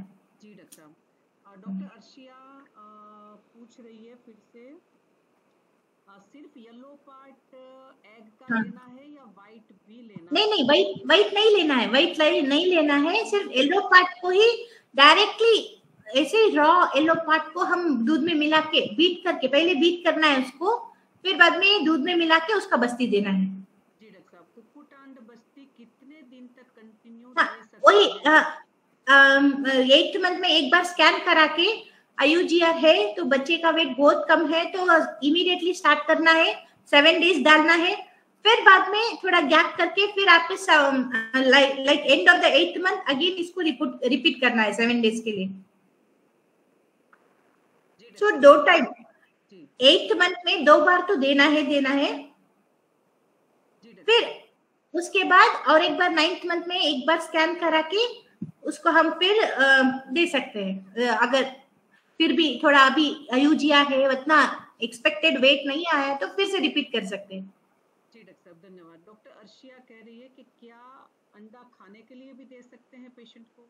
हाँ, अंडा बॉईल करके उबाल के रोज 1 ग्लास दूध और उसके साथ बॉइल्ड अंडा खाने से उसका अच्छा वेट भी अच्छा रहता है बच्चे का, और उसको भी अच्छा कैल्शियम इनटेक होता है उसका मदर के लिए, और अंदर का प्रोटीन भी बच्चे के लिए बहुत हेल्पफुल होता है, और दूध के साथ तो होलसम फूड हो जाता है वो दोनों बच्चे को भी और उसको मदर को भी, उसको उसके साथ बहुत अच्छा रिजल्ट आता है उससे। सुबह उठ के 1 ग्लास दूध और बॉइल्ड एग। जी बहुत बहुत धन्यवाद डॉक्टर साहब। डॉक्टर सुमन जी बहुत रियली इंफॉर्मेटिव लेक्चर के लिए आपका बहुत धन्यवाद कर रही है। डॉक्टर पल्लवी शर्मा पूछ रही है, what could be done in the case of polyhydramnios? हाँ मैम, पॉलीहाइड्रोमनियस जैसे मॉडर्न में भी बहुत हमने ये नहीं दिखा है उसका ट्रीटमेंट, लेकिन जो है हमारा आयुर्वेद से मैंने उसको ट्रीट किया है। I was so happy with the result. Simple उसको शायद UTI से भी हुआ है क्या, बच्चे का किडनी क्योंकि एनॉमली में तो किडनी में कॉम्प्लिकेशंस नहीं थे, लेकिन फिर भी some due to infection from the mother to the baby it may has happened, polyhydramnios उसके लिए हुआ था शायद। तो सिंपल चंद्रप्रभावती और उसके साथ जैसे ये क्या बोलते हमने गोक्षुरा भी एक 10-15 दिन के लिए दिया था, और उसके साथ वरुणादि कषाय भी दिया था।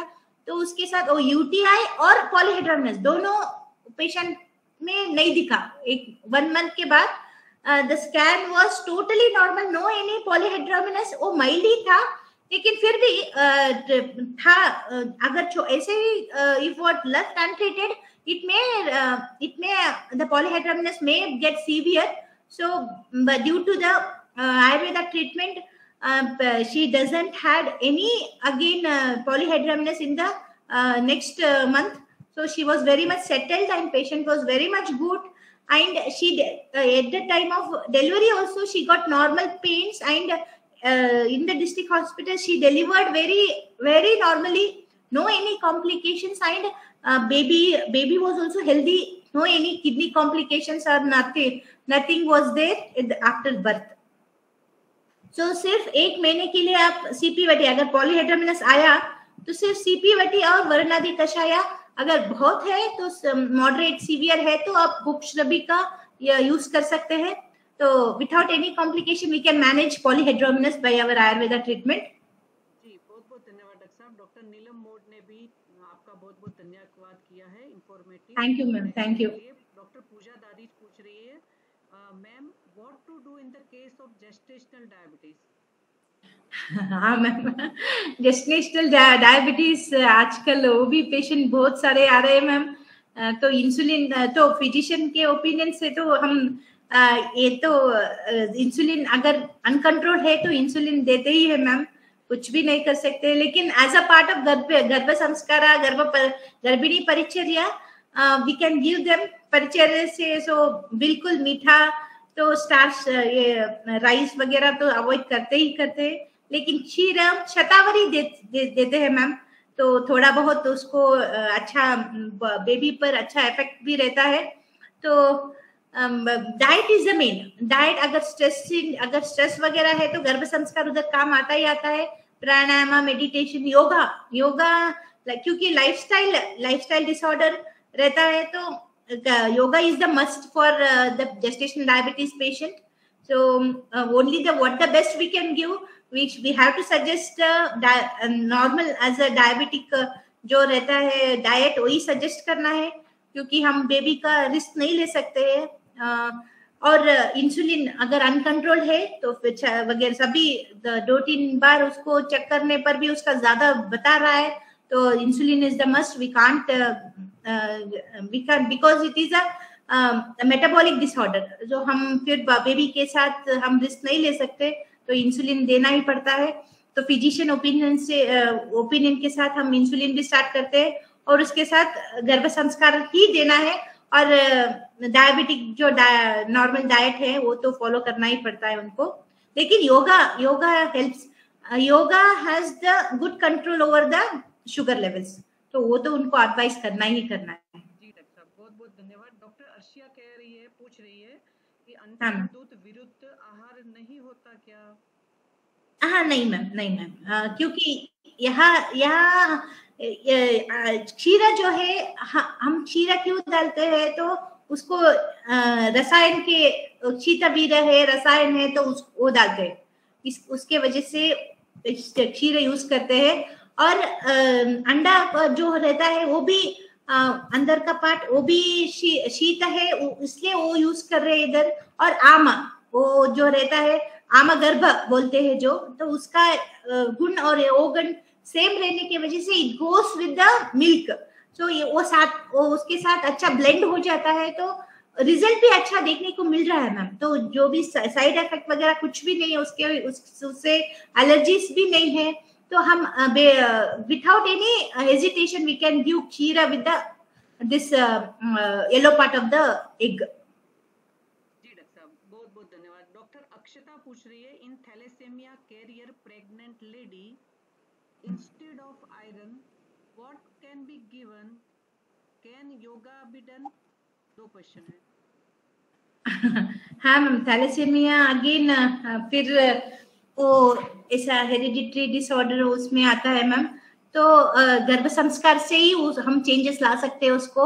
तो बहुत सारा जो प्राणायाम, मेडिटेशन, ये जो इनहेरिटेंस का जो है कॉन्सेप्ट हेरिडिटरी वगैरह, सो हम गर्भ संस्कार से ही वो उसको हम बेहतर बना सकते हैं मैम। तो जो भी उनका अगर पेरेंट्स डायबिटिक है तो बच्चे को भी हम हेल्दी रखना है, तो गर्भ संस्कार का ही इधर मेजर रोल रहता है मैम। तो ज्यादा meditation, yoga, pranayama, so we can improve the health of the fetus, and also the after birth also the baby will be very much healthy. तो यहाँ भी इधर जेनेटिक का चेंजेस हम ला सकते हैं। जो हम अच्छा गुण उसमें इनहेरिटेंस कर रहे हैं, नॉट ओनली गुण बट ऑल्सो उसका हेल्थ भी, मेटाबॉलिक लेवल भी हम चेंज कर रहे हैं गर्भ संस्कार देने से। तो गर्भ संस्कार तो वो तो ओवरऑल हेल्थ इंप्रूवमेंट में हेल्थ पॉजिटिव रिजल्ट लाता है मैम, इसलिए हम गर्भ संस्कार को इतना महत्व दे रहे हैं आजकल। बहुत बहुत धन्यवाद। डॉक्टर प्रियंका यादव कह रही है, ma'am nowadays many patients complain bleeding and spotting in second month due to low lying placenta, और is there any treatment in Ayurveda? Madam यहाँ तो प्रोजेस्टेरॉन का ही ज्यादा रोल होता है, तो हम प्रोजेस्टेरॉन ही देते हैं मैम। हम क्योंकि यूज करते हैं, हम झूठ नहीं बोल सकते हैं, लेकिन total bed rest and progesterone injection का बहुत ज्यादा अच्छा इफेक्ट उसमें ही आता है। और शतावरी तो देते हैं ना मैम, तो शतावरी का ही इधर मेजर रोल देख सकते हैं। तो वो अगर थ्रेटन्ड एबॉर्शन है तो शतावरी इमीडिएटली स्टार्ट कर सकते हैं आप बेझिझक। और शतावरी का वो प्रेगनेंसी में बहुत अच्छा रिजल्ट देखने को मिला है मैम। प्रेगनेंसी भी विदाउट कॉम्प्लिकेशन, और बर्थ का बेबी का बर्थ भी बहुत अच्छी तरीके से होता है। उसका ओवरऑल इफेक्ट अच्छा आता है बेबी के ऊपर, और उसका आउटकम है शतावरी से हम अच्छी तरह से उसको हम मैनेज कर सकते हैं मैम। जी डॉक्टर साहब, बहुत बहुत धन्यवाद। और वशिष्ठ फार्मेसी की गर्भस्रावपात की मासानुमासिक टैबलेट भी उपलब्ध है। और मैंने कुछ पेशेंट्स में, जब बहुत समय पहले ये टैबलेट उपलब्ध नहीं थी, तब सीधा सुश्रुतपिता में जो है मधुकम शाक बीजम उनका भी प्रयोग किया हुआ है, तो उसके भी रिजल्ट्स है। और प्रजास्थापन द्रव्य भी दिए जा सकते हैं। ओके, हाँ जी, अच्छा रहेगा। डॉक्टर पल्लवी पूछ रही है, what should we do in the repeated abortions? Repeated abortions, देखो अगर रिपीटेड एबॉर्शन वो विदाउट एनी ट्रीटमेंट, अगर पेशेंट इनफर्टिलिटी है तो हम पहले इसको इनफर्टिलिटी के ट्रीटमेंट से ही जाना पड़ेगा। पहले विरेचन तो करना ही करना है। अब प्री कंसेप्शन केयर में हम विरेचन बोलते हैं, और 1 मंथ के लिए ब्रह्मचर्य पालन के लिए भी बोलते हैं। फिर बाद में अगर पेशेंट को स्ट्रेस वगैरह है, वर्किंग है, तो शिरोधारा भी, होल बॉडी मसाज और स्नेहन स्वेदन और शिरोधारा भी 1 मंथ एज अ रेजिम। तो एक 1 वीक विरेचन, उसके बाद शिरोधारा और स्नेहन स्वेदन को देके फिर होल मंथ हम उसको ब्रह्मचर्य पालन के लिए बोलते हैं। फिर नेक्स्ट मंथ क्या करते हैं, उसको थोड़ा प्री कंसेप्शन केयर, हमारा जो प्राणायाम, मेडिटेशन, गर्भ संस्कार का है प्री कंसेप्शन केयर, तो वो भी 1 महीने बोलते हैं। सो ऐसे 3 महीने इसको हम रिपीट करते हैं। That is the pregnancy must be avoided for 3 months by giving preconception care as a part of Garbha Samskara. That is, and also going for Panchakarma. After that, after 3 months, we have to give the induction. Okay. So हमारा पुष्पदन्व रसा है, और उसको अश्वगंधा भी देते हैं night with the milk, और शतावरी भी मॉर्निंग सजेस्ट करते हैं, और फलाग्रत भी देते हैं 4th मंथ में, और उसके साथ लेट्रोजोल भी देते हैं इंडक्शन के लिए। फिर वो 4th मंथ में उनको कंसेप्शन के लिए एडवाइस करते हैं। So it has outcome. So immediately progesterone भी इंजेक्शन भी, जब भी अगर कंसीव हो गया तो इमीडिएट प्रोजेस्टेरॉन इंजेक्शन भी स्टार्ट करते हैं, शतावरी भी दे देते हैं। और इसका हमारा एक इधर कंपनी है, उसका नैनोनेट बोल के एक मेडिसिन आता है, तो like repeated this recurrent abortion में बहुत अच्छा रिजल्ट है उसका, तो वो भी देती हूँ मैं। तो टोटली आउटकम हुआ। एक पेशेंट को मैंने ट्रीट किया था, तो आफ्टर पंचकर्मा वगैरह रिजल्ट अच्छा आया। She delivered, but after conception she gone to her mother's place as she was told to take the rest. So बाद में ANC नहीं आया follow up, but after some time she called me, but she has delivered a baby.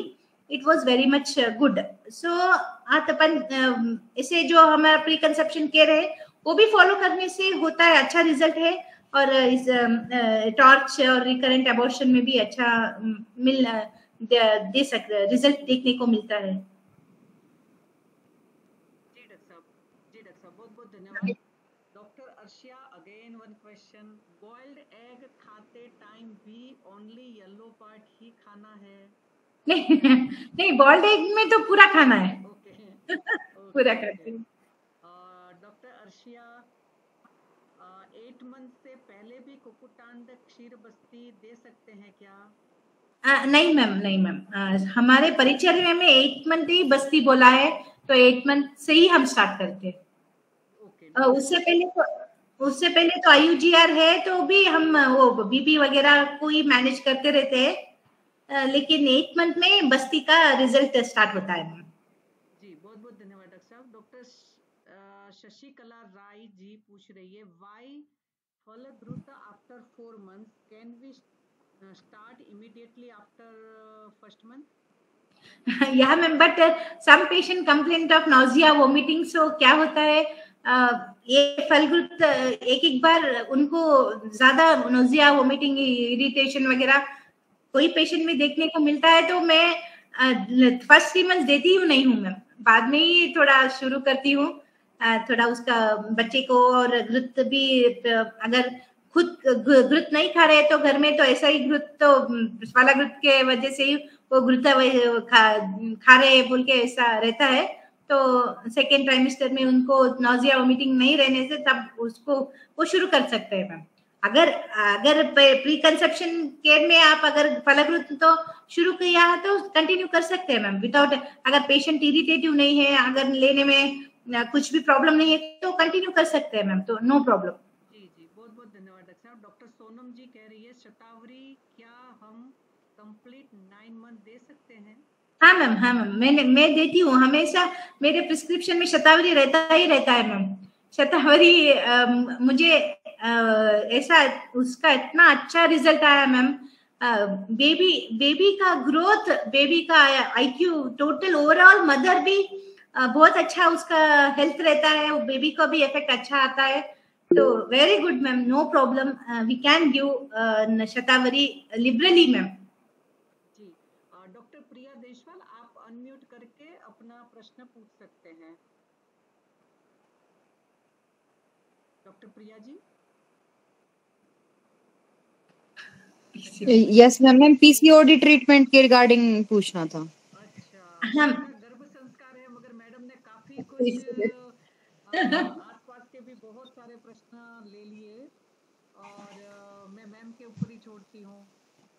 Ma'am PCOD रहता ही रहता है ma'am, patient तो teenagers में तो आजकल पीसीओडी बहुत प्रॉब्लम बहुत हो गया है, और तो ये प्राइमरी इनफर्टिलिटी के लिए भी तो पीसीओडी हेडेक ही है मैम।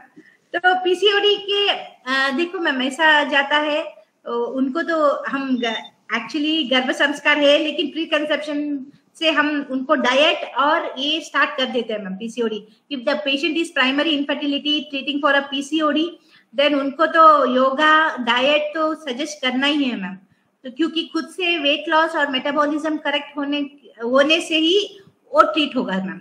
ओके, फिर हमारा तो रहता ही है ना, गोक्षुरा हम देते हैं, वर्णरी कषाय भी देते हैं, और हमारा जो है बहुत अशोकारिष्ट भी अच्छा, कुमारसवा अशोकारिष्ट भी अच्छा काम करता है उसमें, और उसके साथ ही अगर जरूरत पड़े रज प्रवृत्ति निवटी भी दे रहे, क्योंकि उसको जिस ओलिगो एमेनोरिया है तो देना ही पड़ता है, और उसके साथ बहुत अच्छा रिजल्ट होना है तो विरेचन भी एक देना ही देना है। मैं नित्य विरेचन के लिए भी जिस पंचतिक्त घृत गुगुड़ू वो भी दे सकते हैं, घृत भी दे सकते हैं, पंचतिक्त घृत गुगुड़ू और घृत भी अगर पेशेंट लेने को तैयार है तो घृत देना है नित्य विरेचन के लिए, और बाद में वातानुलोमन, और इसके लिए तो हम योगराज तो देते ही देते, तो अच्छा रिजल्ट भी, वात भी कंट्रोल होता है, और अशोकारिष्ट 3 महीने भी देना है, और उसके साथ पेशेंट विलिंग है तो विरेचन भी एक देना है मैम,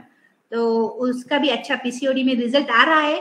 बहुत कम हार्मोन्स यूज करके हम विदाउट हार्मोनल ट्रीटमेंट भी ये हम पीसीओडी आजकल ट्राई कर रहे हैं मैम, तो रिजल्ट भी आ रहा है, और डाइट इज अ मस्ट, इसमें डाइट और वेट लॉस तो उनको बताना ही बताना है, until unless they go for yoga, pranayama, meditation and lifestyle modulation नहीं होगा तो पीसीओडी ट्रीट नहीं होगा मैम।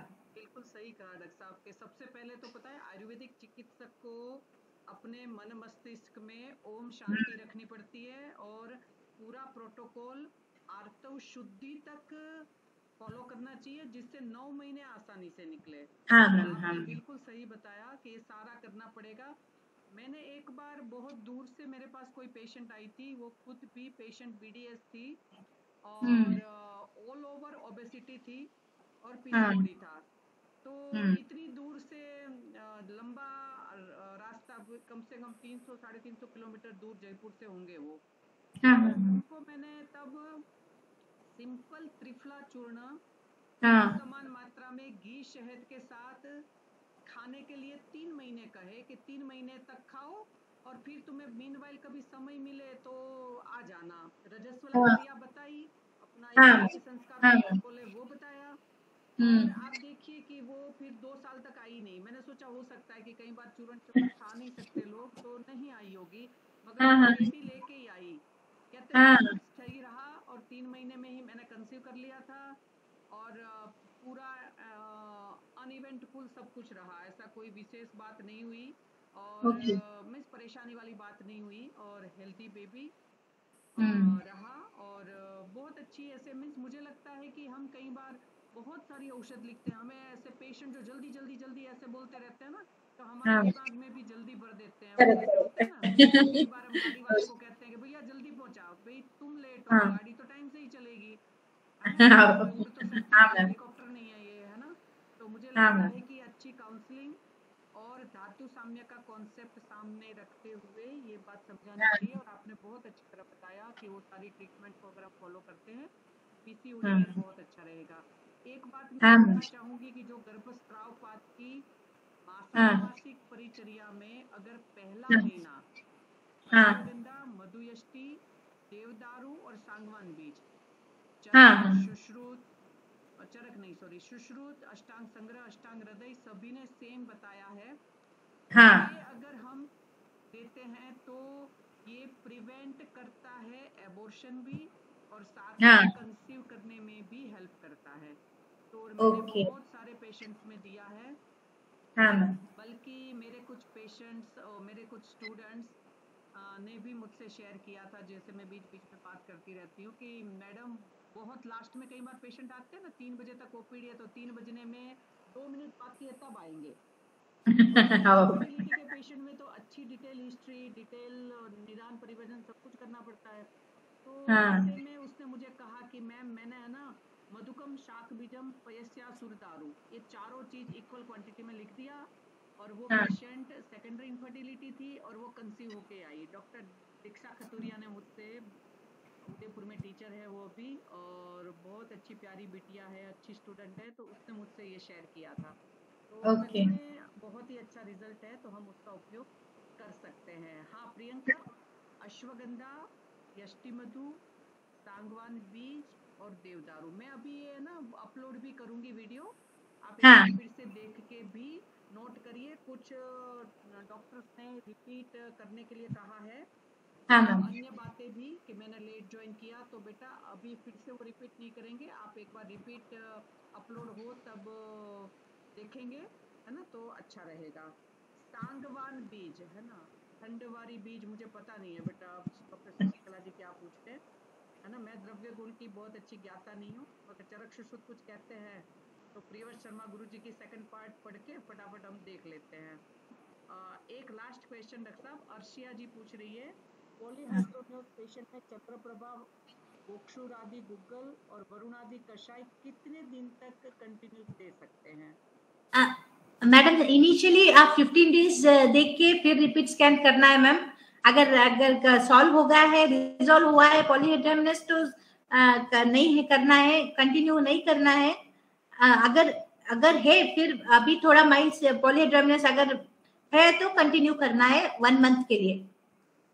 जी तो डॉक्टर साहब, total of only 1 month is sufficient. जी डॉक्टर साहब बहुत बहुत धन्यवाद। और पार्टिसिपेंट्स को मैं कहना चाहूंगी कि क्षीर बस्ती के ऊपर former HOD ma'am of ITRA ITRA, हाँ प्रोफेसर लक्ष्मी प्रिया देय मैम, हाँ के 4-5 या पता नहीं ज्यादा आर्टिकल आपको क्षीर बस्ती के ऊपर मिल जाएंगे, और उन्होंने बहुत अच्छी तरीके से वो आर्टिकल लिखे हैं, और मैंने उनकी प्रेजेंटेशन भी यहाँ जयपुर में सुनी है। तो एक्स्ट्रा ऑर्डिनरी आपको बहुत अच्छा गाइडेंस भी मिलेगा, और उसमें गोक्षूर, बला, सतावरी, अष्टमधु क्या क्या उन्होंने यूज किया है, मुझे पूरे द्रव्य याद नहीं है अभी, तो वो भी आप उसको फॉलो कर सकते हैं, और वहां पढ़कर आप एक अपना ज्ञानवर्धन भी कर सकते हैं। लक्ष्मी प्रिया देव मैम ने बहुत अच्छा काम किया है उसमें।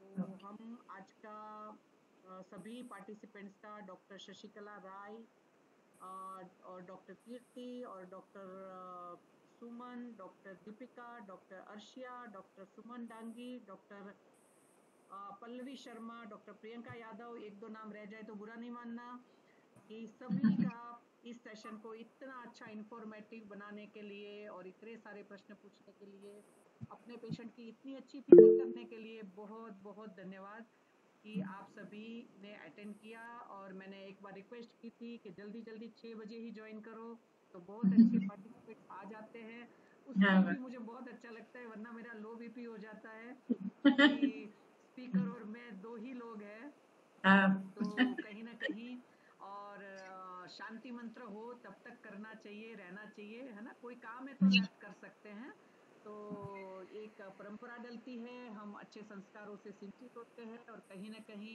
एक आकाशीय बुद्धिमत्ता हमें हमारे उच्चतम स्थान तक पहुंचने में मदद कर देती है। तो बहुत बहुत मैम मैम आपसे भी एक बार आपका भी हम लेक्चर सुनना चाहते हैं मैम। मेरे से तो बहुत अच्छा आपने बोला है। नहीं मैम, आप गुरुजन हैं मैम, आपका चाहिए गाइडेंस हमें। और बिल्कुल एक मैं और भी बताना चाहूंगी, डॉक्टर अनु MS है ना, अपने YouTube चैनल पे ही उनका भी बहुत अच्छा लेक्चर है। उस दिन है ना मैं गुजरात से वापस आ रही थी, तो मैंने पता नहीं शायद डॉक्टर अनिल मौलिक सिद्धांत में है, PhD स्कॉलर, अभी वहाँ मेडिकल ऑफिसर भी लग गए, वो अभी नहीं टीचर ही बन गए वो, नागनोल की कॉलेज में, नाम खेता सिंह जी कॉलेज, तो उन्होंने शायद वो कंडक्ट करवाया था। मैं जब जर्नी में होती हूँ ना, तो डॉक्टर गीता कुमावत और डॉक्टर अनिल जी बिल्कुल ऐसे साथीदार की तरह खड़े हो जाते हैं, और उन्होंने वो किया था, वो भी सुनिएगा। मैं भी पूरा सुन नहीं पाई हूँ, मगर मुझे बच्चों ने बताया था कि डॉक्टर अनु MS साउथ में केरल से है और अभी उदयपुर में टीचर है, तो उन्होंने बहुत अच्छा किया है, और वो उनका PhD भी इसी विषय पर है। डॉक्टर लक्ष्मी प्रिया दे मैडम के वो स्टूडेंट रहे PhD में, तो तिरुवनंतपुरम से उन्होंने MD की है, तो उन्होंने भी काफी अच्छा बोला था। और डॉक्टर अनु वैसे भी बहुत अच्छे चिकित्सक है, तो मैं रिकमेंड करूंगी कि वो वीडियो भी अगर आप शांति से बैठ के उसके नोट्स बना के बहुत अच्छी तरीके से उसका भी अनुशीलन कर सकते हैं, उनसे भी सीख सकते हैं।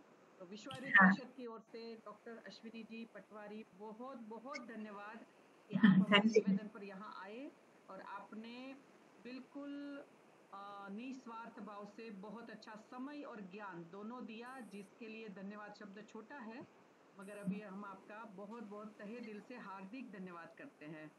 नहीं मैम, आपने अपॉर्चुनिटी दिया, हम मेरी तरफ से आपको बहुत बहुत शुक्रिया है मैम, थैंक यू।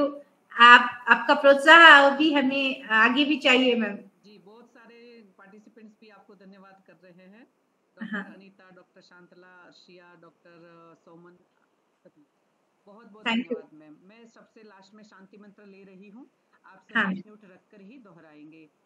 ओम सर्वे भवन्तु सुखिनः, सर्वे सन्तु निरामया, सर्वे भद्राणि पश्यन्तु, मा कश्चित् दुःखभाग् भवेत्। ओम शांति शांति शांति। नमो नमः। विश्व मंगल की कामना के साथ सभी लोग अपने अपने भाग की, अपने अपने पार्ट की, आयुर्वेद के प्रति कर्तव्य की ड्यूटी करते रहेंगे, ऐसी इच्छा आशा के अपेक्षा के साथ अगले शुक्रवार को हम फिर से नए स्पीकर के साथ आपके सामने उपस्थित होंगे। बहुत बहुत धन्यवाद। फिर से अश्विनी जी बहुत बहुत धन्यवाद। आपको मैम धन्यवाद।